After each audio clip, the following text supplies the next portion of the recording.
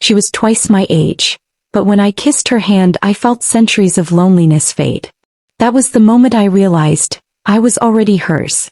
My name is Daniel. I'm 28 years old and I live in Boston. At least that's what people see when they look at me. The truth is darker, heavier. I've lived far longer than any 28-year-old could ever imagine. Decades have passed like seasons and I've watched too many faces fade into memory. I had stopped counting how long I'd been alive. I thought I was numb to time, until her. Her name was Margaret. She carried silver in her hair and lines across her face that told the story of a life fully lived. To most she looked ordinary, an older woman, graceful but unnoticed in a crowded room.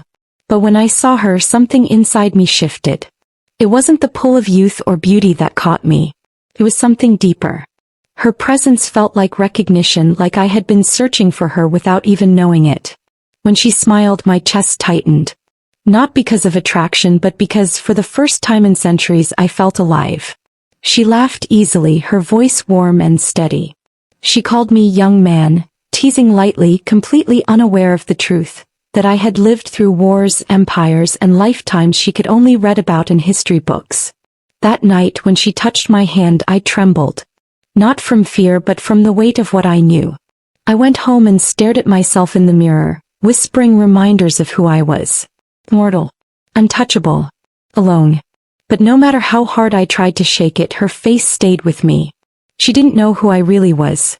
And deep down I feared that when she finally discovered the truth, it would destroy everything. At first, being with Margaret felt like stepping into a life I had never dared to dream of. She made the world slow down. We shared small, ordinary moments. Afternoons in her garden, late dinners where she teased me about my appetite, evenings where she rested her head on my shoulder while we read quietly together. For the first time in decades, I wasn't hiding in shadows or moving from place to place. I was living. And it was with her. She had this way of making the simplest gestures feel extraordinary. She would bring me flowers from the market and smile as though they were treasures just for me. She laughed at my jokes, even the ones I didn't mean to be funny. When I held her hand, she squeezed back like she was grounding me, reminding me that I wasn't drifting through time alone anymore. But even as I tried to sink into that warmth, cracks began to show. Margaret noticed things I couldn't always hide.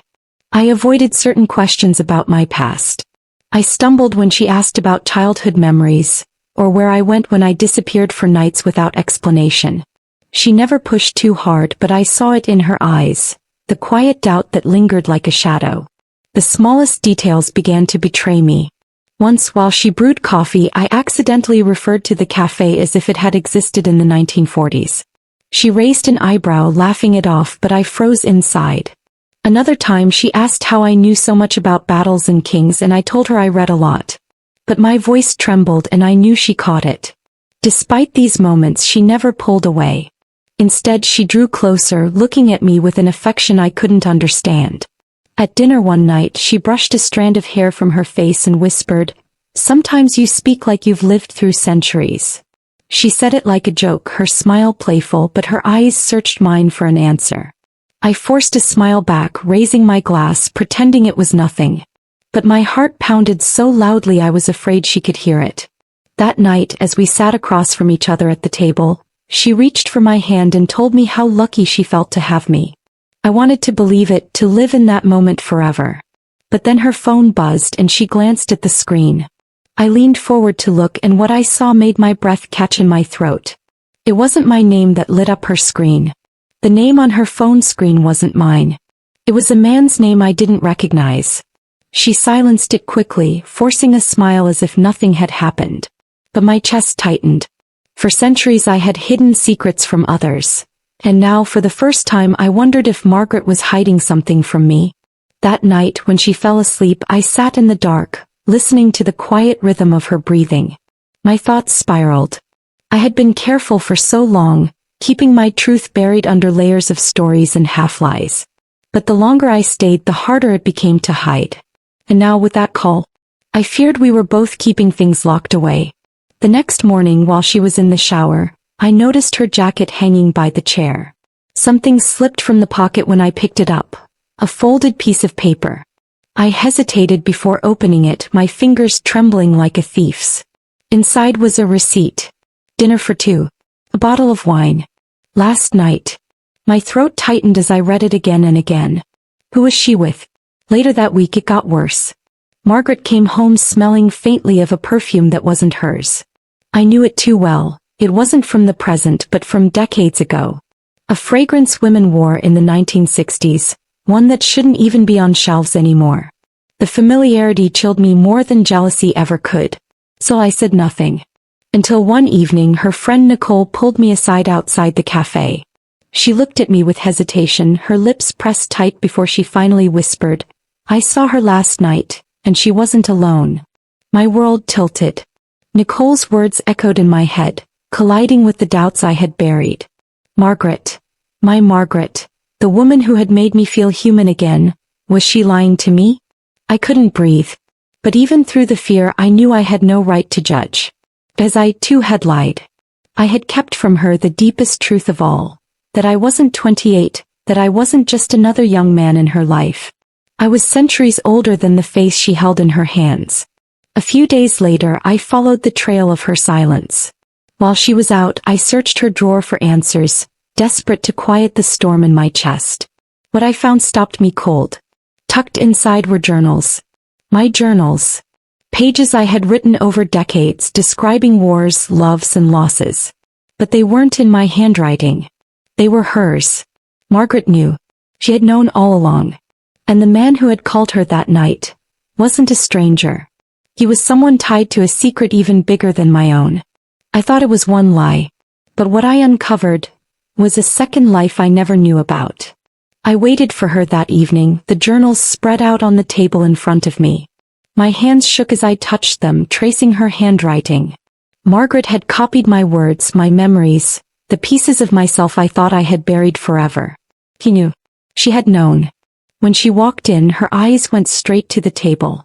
She froze, the keys slipping from her hand and clattering to the floor. For a long moment, the only sound was the ticking of the clock on the wall. "Where did you get those?" she asked softly, her voice steady but her face pale. "They were in your drawer," I whispered. Why do you have them?" Her lips trembled. She walked closer, her hand hovering over the pages but not touching them. "Because," she said almost in a whisper, "I wanted to understand you. And I needed to be sure I wasn't losing my mind." The silence between us was heavier than any scream could have been. I searched her eyes, desperate for anger, for judgment, for fear. But all I saw was sorrow. "I was waiting for you to find out," she said finally. "I couldn't say it myself. How could I? Who would believe me?" My throat burned. "You should have asked me. You should have told me you knew. And you should have told me the truth," she replied gently. Her words cut deeper than any blade. I wanted to argue, to defend myself, but she was right. We had both been living in half-truths, terrified of what the other might do with the whole story. I swallowed hard. "Did you ever love me? Or was it just curiosity?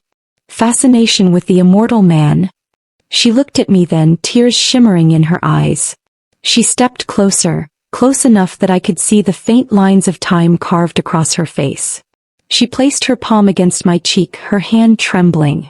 "I loved you," she whispered. "But not in the way you wanted. Not with forever. I can't give you forever, Daniel. I can only give you what's left of me. And I don't know if that will ever be enough for you." Her words shattered me more than if she had said she never cared at all. Because she did love me, but with limits I could never escape. For her, love was bound by years, by mortality. For me, love had no end and no escape. I wanted to scream, to beg her not to leave me, but my voice caught in my throat. Instead, I stood there in silence, tears sliding down my face as she leaned forward and kissed my forehead. "Don't hate me," she whispered. "Don't hate me for being human." The room felt colder as she stepped back. My hands trembled at my sides, my chest hollow. In all my lifetimes I had seen kingdoms fall, watched people I loved wither and fade, but this moment, this quiet, gentle confession, was the cruelest heartbreak I had ever known. I asked if she ever loved me. "Not in the way you wanted." After that night the house felt different. The laughter that once filled the kitchen was gone, replaced by a silence that echoed louder than any argument ever could. I tried to keep living beside her, tried to pretend nothing had changed, but every glance, every pause in her words, reminded me that the truth was between us now, like a wall neither of us could climb. I spent hours walking the streets at night, letting the city lights blur into shadows. I would sit in the car with the radio off, gripping the wheel, asking myself the same question over and over. Was it better to have found her and lost her, or to have never known her at all? Margaret still smiled at me, still touched my hand, but I could feel the distance. She was preparing herself for something I couldn't stop. Time. And for the first time in centuries I felt powerless. I had fought wars, survived plagues, walked through fire, but I couldn't fight the clock slowly taking her from me. One evening I came home to find a letter on the table. My name written in her careful, trembling handwriting. My heart pounded as I opened it. Daniel, if you're reading this, it means I didn't have the courage to say it to your face. I loved you, truly. You gave me more joy in a short time than I ever thought possible. But I can't keep up with the weight of your forever. Don't let my end be your cage. Life. Remember me not as the woman who left you, but as the one who taught you that even immortals can feel love. I pressed the letter to my chest, tears blurring the ink. For all the centuries I had lived, I had never felt pain this raw, this unbearable. I thought it was over. Until her last message appeared on my phone. Don't hate me. Please remember me once with love. It's been months since Margaret's letter, yet her words still live inside me louder than my own heartbeat. I've read that page so many times the paper has softened, the ink fading under my fingertips. Every line feels like she's still here, whispering through the silence. I walk past the places we shared, her garden, the cafe, the quiet bench by the river, and for the first time in my immortal life I don't feel like a ghost drifting through centuries. I feel like a man who once loved and was loved back. People often think immortality is freedom. They imagine endless time, endless choices, endless chances. But what they don't understand is the cost. Time isn't a gift when you have too much of it. Time becomes a prison. And Margaret, she was the only one who ever made me want to stay inside that prison just to be near her. I'll never stop missing her. The way she teased me, the way her silver hair caught the sunlight, the way she looked at me like I wasn't a mystery to solve, but simply a man she cared for. She knew the truth and she still chose me for however long she could. That was her gift. And now as I stand in front of her favorite garden, I whisper into the night, you were right, Margaret. Even immortals can love. But only humans know how to make it matter. I turn away, my heart heavy yet strangely whole. Because in the end she gave me what no century ever could. Proof that love doesn't need forever to be real. It just needs to be true. Final emotional line. She was mortal. I was not. But for once, time didn't win. Love did.